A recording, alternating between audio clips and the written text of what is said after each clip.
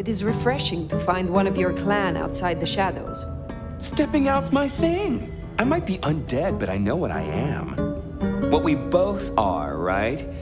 We're fabulous. We're gonna live forever, and the normies are terrified of us. What have you done? Bloodlines 2 has definitely had one of the rockiest development cycles in all of video game history. I mean, this thing is up there with Duke Nukem Forever. Originally revealed way back in 2019 and even slated for a 2020 release. It's since gone through the hands of developers Hardsuit Labs before now being rebooted and then handed over to the Chinese room, where now in 2025 it's finally finished. With the big question on everyone's lips being, has it been worth the wait? Well, no, not really. But let me explain that a little bit more, right? Because on the one hand, I feel like people who've never played Bloodlines 1, or maybe don't care all that much about the Masquerade franchise, will probably find something to like here. I mean, they might even enjoy this thing. Now that is interesting. For people who are familiar with this series, especially that previous game, I really can't imagine them being all that happy here. Because in a whole lot of ways, this is a massively dumbed down version of Bloodlines 1. Simply put, this is not a role-playing game, it's an action RPG. It forgoes things like character stats, weapon builds, and weapons in general, replacing all of this with preset abilities and a story you really don't have all that much control over. I mean, don't get me wrong, there's still a few things that this one gets right, like it's got almost all the clans in there, it's got all the hierarchy with the figures like the Prince and the constant war between the Camarilla and the Sabbat. So while it is a Vampire the Masquerade game, it's really only Bloodlines in name alone, and shares very little in common with its predecessor. So if all you're after was an easy to pick up vampire game that really doesn't require all that much from the player, well then yeah, you'll probably be happy. In fact, you could probably just stop the video right now. Everyone else though, stick around.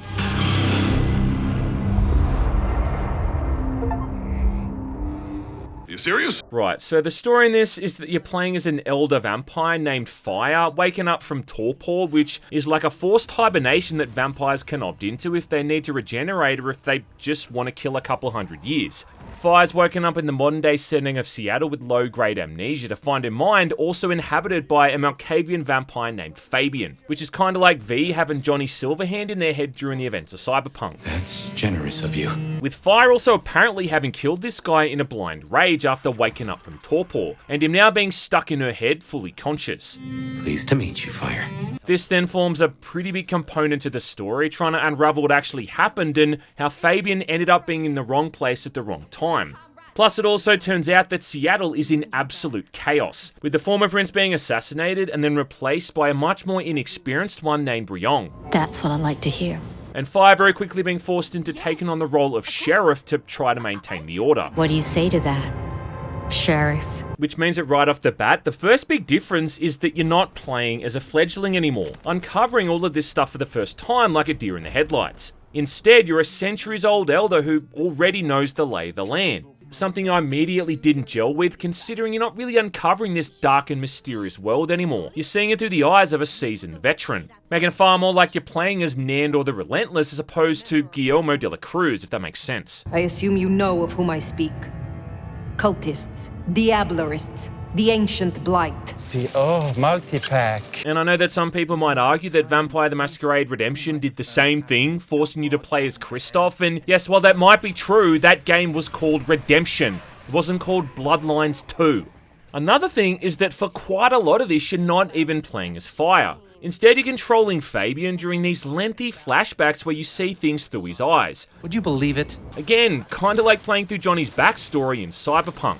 This is where he's going around the city before Fire's arrival, following leads as he's trying to track down a serial killer called the Rebar Killer, who's going around murdering other vampires. I was wondering if you could take a look at this for me. Along with it also going back even further than that to 1925 when he first started pursuing the killer, making that essentially a flashback within a flashback. And these do at least have some interesting ideas if nothing else. Like considering you're a Malkavian, you've got access to some pretty wacky abilities. Like being able to have dialogue with inanimate objects like a pool table or a filing cabinet. As in, you will literally have a conversation with a filing cabinet, which is about the most Malkavian thing ever. Every snippet is useful, everything is connected. Along with using disciplines to mess with people's minds and find out information that they're withholding. But then, after you've done this 2 or 3 times, the novelty really starts to wear off. And interrogating these NPCs is more or less an unfailable speech check, because even if you pick the wrong option, you can just retry from the beginning of the conversation as many times as you need to. Of course. Enjoy your evening, Senator.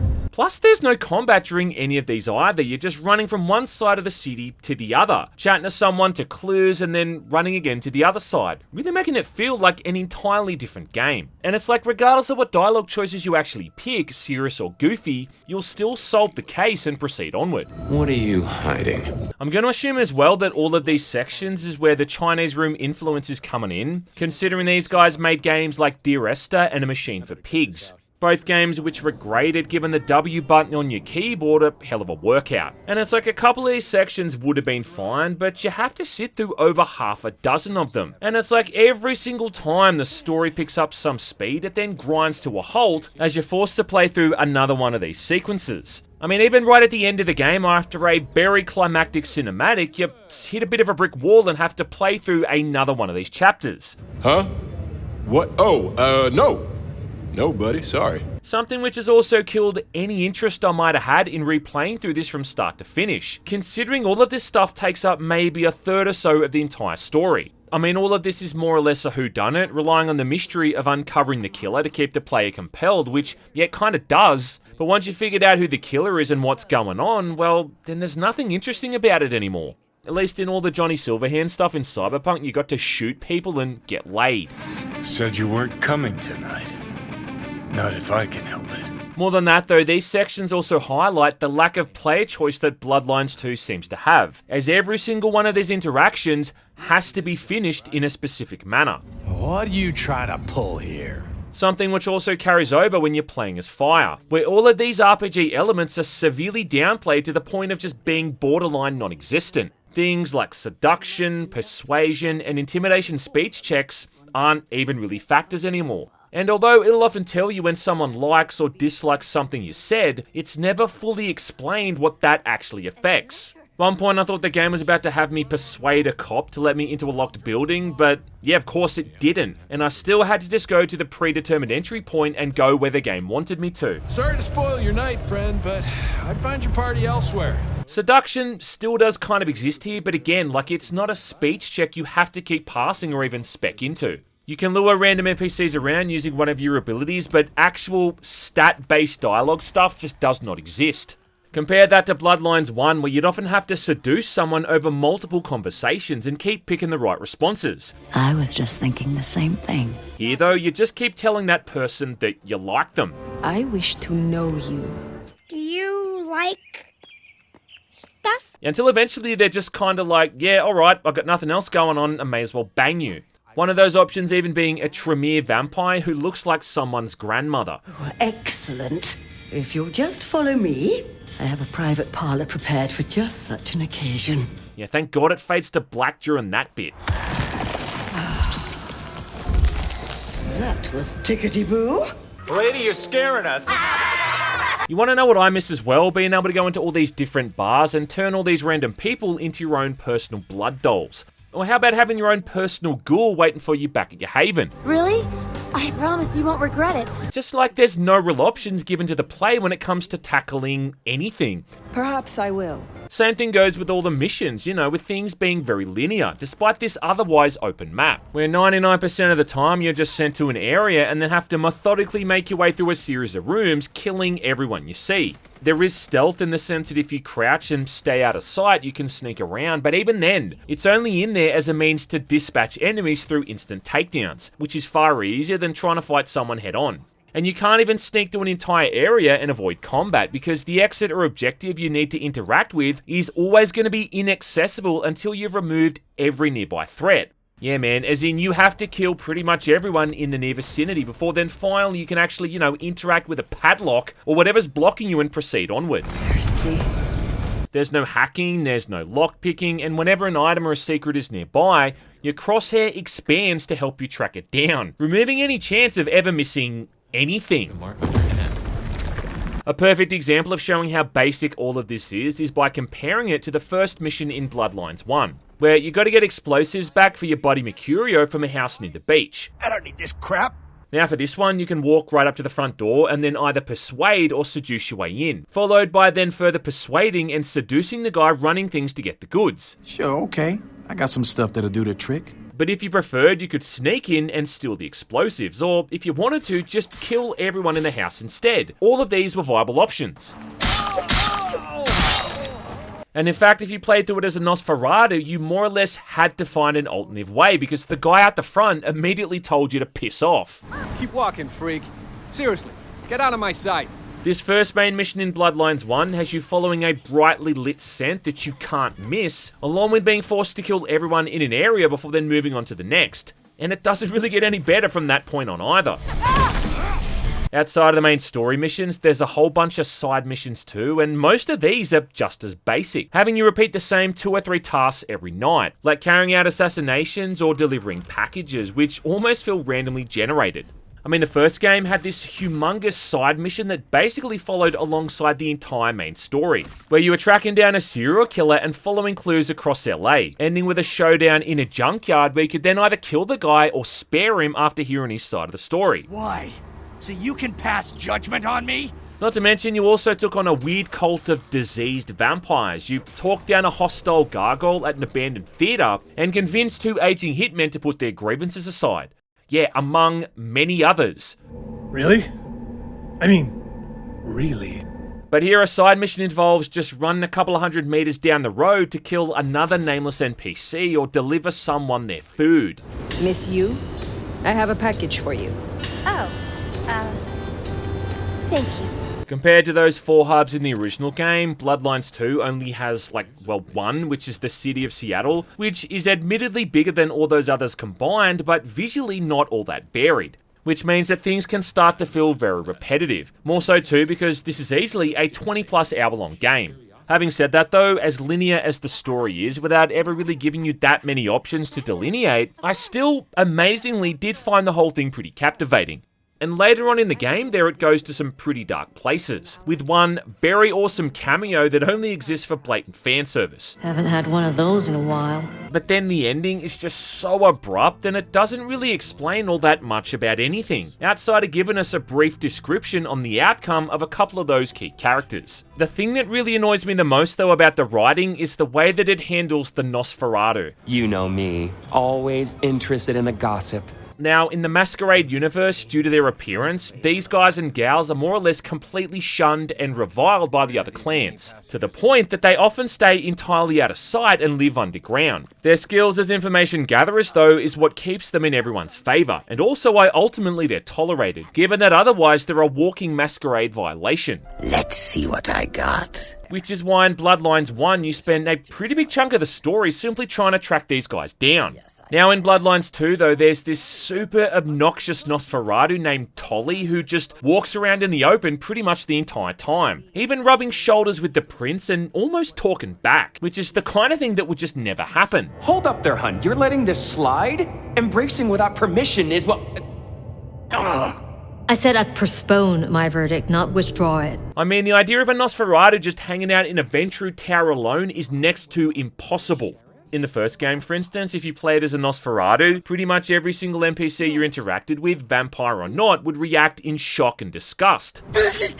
Damn, man! Don't be sneaking up on a brother with your crackhead skin disease test tube baby looking ass! And you had to spend almost the entire game running around in the sewers to avoid being seen. And that's what they're all about. They're these nightmarish looking shunned monsters that know everyone's dirty secrets, but they get by using that information as a commodity, along with their clan's innate ability to remain in the shadows and stay mostly unseen. And there's a reason why these guys have a permanent appearance rating of 0, because they're uglier than a bulldog eating porridge. What are you doing? You can't just walk in here looking like that. Tolly, on the other hand, hangs out in plain sight and walks around dressed up like he's working at a tech startup, even making weird jokes about having an active sex life. You're a bloodsucker, my friend. It doesn't get any more queer than that. Queer? Embrace it. Love it. Masquerade permitting, of course. Terms and conditions definitely apply. What in the actual And if this was a Toreador, for instance, it'd make sense, but in reality, this dude should be hiding in a sewer tunnel chowing down on a dead rat. just kind of like the writers who worked on this wanted to make the Camarilla more inclusive or something, like they didn't want to hurt anyone's feelings, which just takes away the whole point of that clan. Your concern is touching. In fact, I can't remember a single dialogue option where I got to make fun of the guy's appearance. Like, what is the world coming to? Damn, son, I don't mean no offense, but I just gotta ask. You did that to yourself on purpose, right? On the subject of the visuals, I don't think Bloodlines 2 is a bad-looking game, but it is definitely inconsistent. And while the outside environments can look nice at times when there's lots of neon signs around, certain other aspects look kinda piss weak. Like the facial animations and the lip syncing, for instance, which are just all over the place, making this yet again another game that's been beaten by that source engine in the original Bloodlines. I mean, you can still look at the facial expressions from any character without having to hear the dialogue and instantly know what kind of mood that person's in. Be it sarcastic, aroused, terrified, furious, aroused, disgusted, aroused. I was just thinking the same thing. And this was on an early version of that engine too. Here though, the only thing really moving is someone's lips. And even then, it's like it can barely even keep up with what they're actually meant to be saying. How about this dude, for instance, where it's like his face is about 25% too big for his head. Son of a bitch, I knew it. And I still don't understand how a 20-something-year-old game can still manage to look more impressive and convincing than something coming out in 2025. What the fuck does that even mean? They all taste the same to me, like chicken nuggets on legs. It's not helping either that everyone is just so fucking boring to talk to, and none of them have memorable or interesting personalities. It's like you're always just a bit of a nuisance to them and they can barely muster the energy to even open their lips. Spire's also about as funny as a house on fire and is just so stoic and serious the entire time. It's just boring. No, I swear. Fire. He doesn't know anything. And while I do get that Fabian is supposed to be the yin to their yang, would it kill someone else to just crack a joke once in a while? Not you. I mean, Fat Larry alone has more personality than every single person you interact with in the entirety of Bloodlines 2. Nah, that's what I like to hear. Some of the other NPCs also just look odd, like this character here, Katsumi, who's a leader of one of the Anarch groups. I mean, I genuinely thought her face had glitched out at first, before I realised it's supposed to be some kind of a scar or deformity. Not the most cooperative, is he? And yeah, check out these super tough looking vampires she's got with her that look like they'd turn to stone if they forgot to take their daily Metamucil. The downgrade on some of these other NPCs as well, compared to what they looked like in previous builds, is just insane. Like with Lou, for instance, who's another Ventru vampire who originally looked like Christina Hendricks, and now she looks like Christina Hendricks off Temu. Sudden transitions of power, just awfully messy, aren't they? I will say that I do like the customization options for Fire though, with all the different hairstyles and makeup options, along with there being a whole bunch of different outfits. Plus, I do think that the whole vibe of snowy Seattle around Christmas time does make for a good backdrop. Along with those movement controls being damn near perfect, really capturing the feeling of moving around as this agile immortal hunter. It's kind of like Dying Light on steroids, with Fire able to run up walls, double jump, and effortlessly glide up ladders. You can also use fire escapes, drain pipes, and vents to quickly get to the rooftops. And leaping from building to building can be really seamless thanks to a handy gliding move. It's just really fun to engage with, and being able to instantly shift into combat and drop down from the sky to eviscerate your foes is kind of awesome. Compared to the first game where you had to lightly jog everywhere, like this is a humongous improvement. Also, this is an Unreal Engine game that doesn't run like absolute shit. I mean, at no point did it overheat my CPU and put its temperature into the high 80s or the low 90s, so yeah, that's nice. Plus, I will mention another positive thing here, and that's the music. Well, the stuff I heard anyway, which was actually, again, pretty damn good, with a lot of it being composed by the same guy who worked on the first game, Rick Schaefer.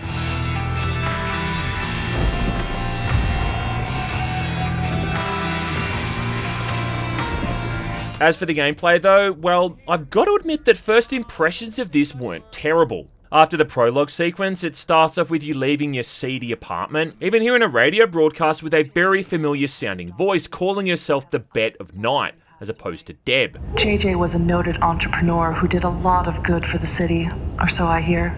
And then the music that initially played as I explored the city almost sounded a little bit like the track from the Hollywood hub in the first game.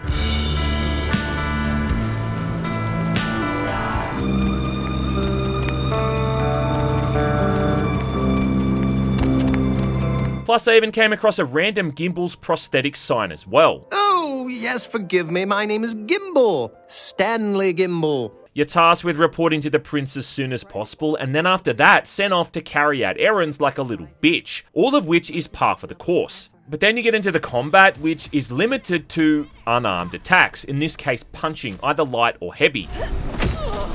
Because unlike Bloodlines 1, where you could pick up hammers, axes or swords, along with arming yourself with pistols and shotguns, here in Bloodlines 2, you're limited to your bare hands. I mean, technically you can use melee weapons, but it's a little bit different in the sense that you can only pick these up and fling them around using Fire's telekinesis ability. The same thing goes for guns and other ranged weapons. You first got to pick them up, and then it kinda hovers in front of you, able to be aimed and fired. Again, weirdly too, you can't simply fire off a single shot at a time. You have to unload the entire weapon at once, which is kinda stupid. Plus, it's often really hard to actually see where these weapons are on the ground without activating your vampiric sense to highlight where they are. Because as this is a modern video game, it has to have one of those vision modes that highlights every single little thing of importance around you.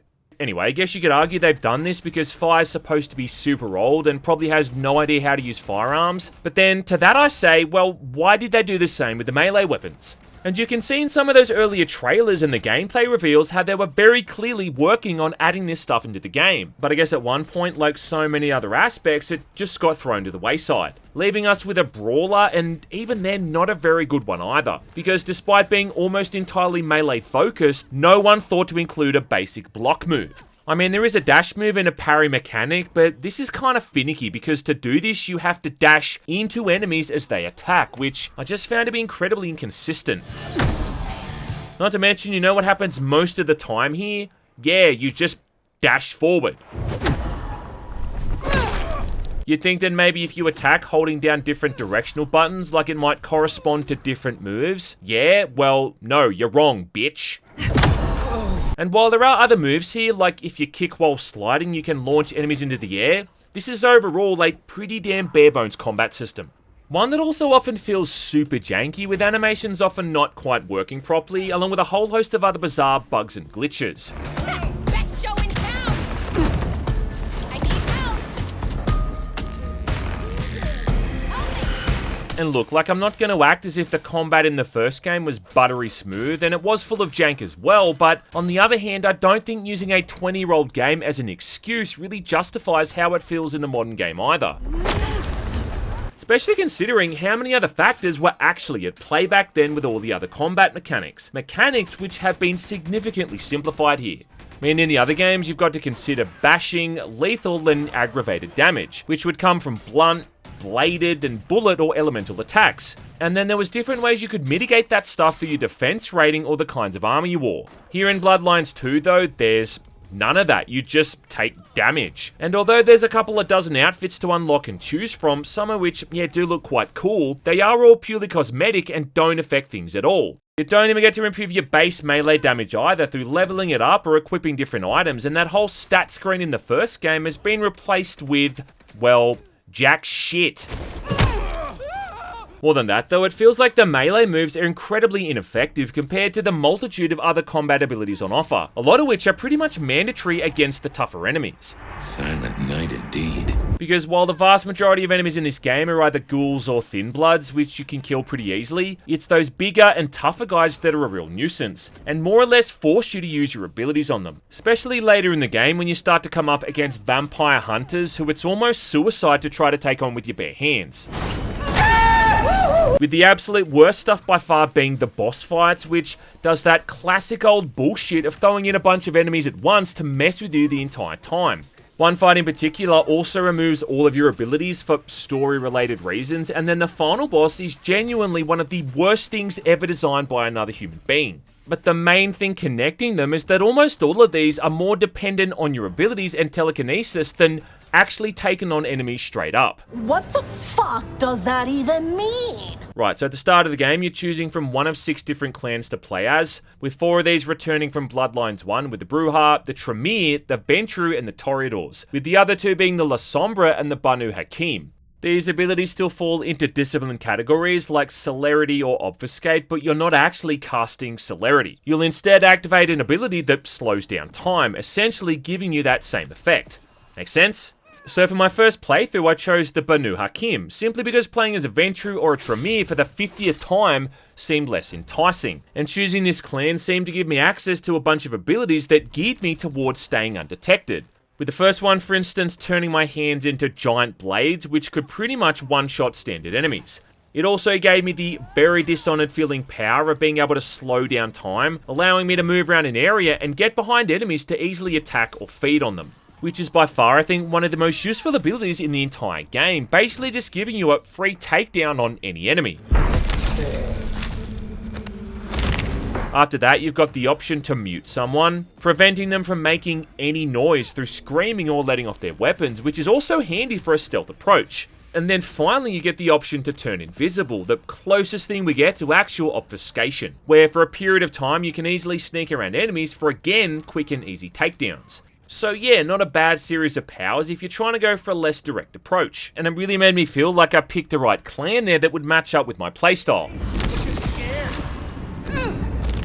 But what I soon came to realize is that none of this really matters, because a big part of the story is Fire remembering their past, which then leads them to all these different trainers from each clan who can teach you every single other clan's ability. I've made up a vial of my blood.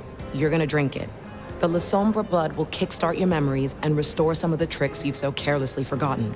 Well, isn't that just fucking convenient for you? Which means that the clan you've chosen basically amounts to diddly squat, because in a single playthrough, you can potentially just unlock every single power, or at least all of the ones you want to play with anyway. Removing the whole replayability aspect from the first game, where now you can just pick and choose which abilities you want like it's a buffet line. Understood. Now, there is a price to unlock these, which not only requires spending skill points, but then also 2 of 3 different blood points, which is something you're essentially farming by feeding on specific NPCs you find in the city.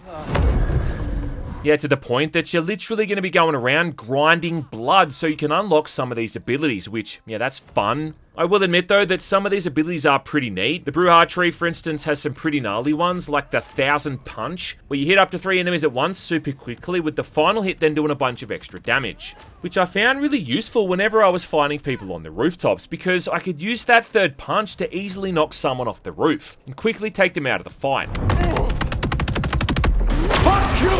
They've also got the rush move where you charge forward and hopefully grab someone and pummel them into a nearby solid object. Though half the time this ended up showcasing some of the best jank that the game had on offer.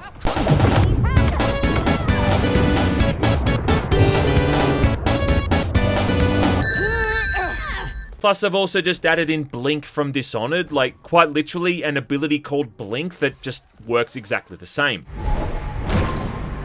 Possession is another one I found interesting too. Now, this one lets you take control of someone and then have them attack their allies, which I found really handy during some of the side missions to let other people do my dirty work for me. That dealt with Onda's troublemaker. Or you can just control someone and throw them off a building. I mean, that works too.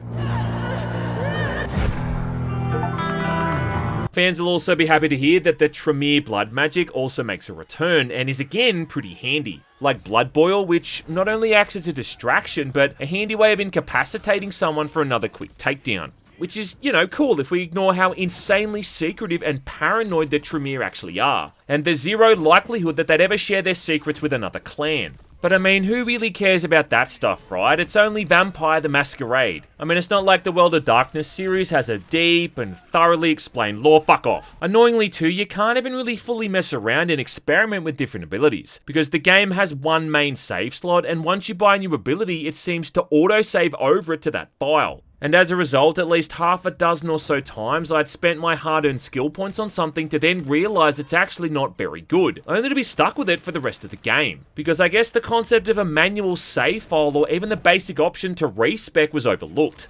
The other thing that's worth mentioning is how instead of there being a blood meter, which is required for all of these abilities, they now all seem to work off their own individual ones, with each time you feed on someone refilling a certain amount of bars for each. And it doesn't even seem to matter if all of these bars are empty either, which in reality means you've run out of blood, because the concept of frenzying no longer exists here either. Yeah, you know, frenzying, one of the biggest things a vampire has to worry about? which brings me on to what is the biggest way that this game screws the pooch, and that's in how it just completely butchers the whole humanity and masquerade concept, both of which, by the way, are huge fundamental concepts to the series. Now, humanity is that part of your character which lets them keep some semblance of control and not just turn into a mindless killing machine. And committing inhuman acts like murdering innocent people or genuinely just being a complete dickhead is going to cost you humanity points. As a result of that, the less humanity you had, the more chance there was to frenzy, losing control of yourself entirely and succumbing to the metaphorical beast. Here though, none of that stuff exists at all. And you can just run around the city killing as many innocent people as you want with no penalty, outside of Fabian randomly commenting on it every now and then. Seems like cool to me.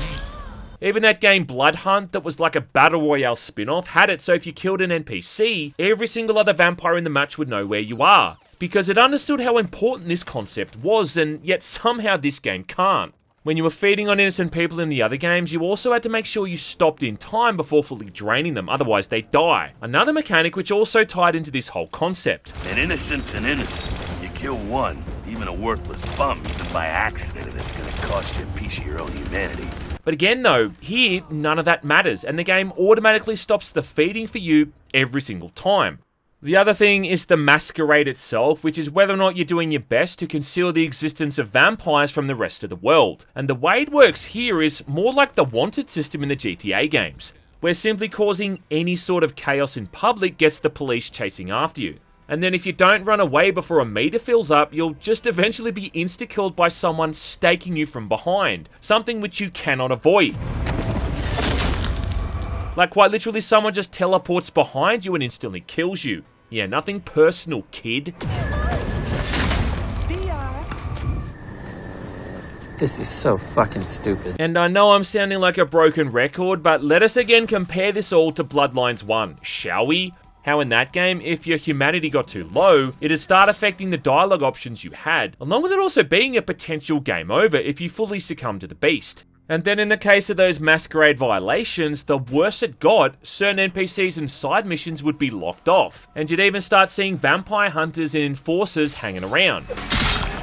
But nah dog, here in Bloodlines 2 you can just hide on a rooftop for 15 seconds and all is forgiven. Just, I don't know, don't let that artificial meter fill up, whatever you do.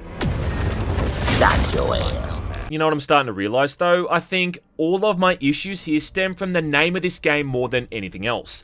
No shit. And if it had been called anything other than Bloodlines, well, it probably would have been fine. But at the end of the day, it's not, and I think it's only fair to make so many comparisons to that first one, especially as well considering how long this thing has been in development. And as a result of all of those elements, man, I gotta say that Bloodlines 2 for me is just such an utter disappointment, and it's a piss-weak follow-up to one of the best RPGs of all time. It dumbs down or removes almost every single aspect of what made that original game so amazing. The multitude of player choices when it comes to building your character from the ground up, the different weapon builds, choosing different dialogue options, and then the genuine impact that the clan you chose would have on a playthrough. Oh man, and you're a goddamn Malkavian too, wow. And yes, like while the first game was far from perfect and needed years of patches to even make it stable, even in its unfinished state, it is light years ahead of anything we've got here in Bloodlines 2. I mean, there is a reason why people still talk lovingly about this thing over 20 years later, something which I highly doubt they're going to be doing here another couple of decades down the track. I was just thinking the same thing.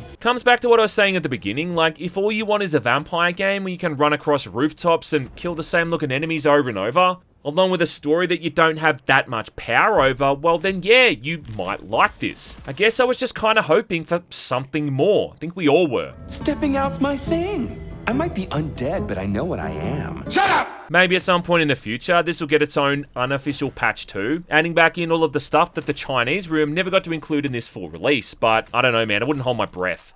The good news is that Bloodlines 1 has again been mentioned, which means I now have an excuse to go back and replay it, which is something that I know is going to be far more fun than this was.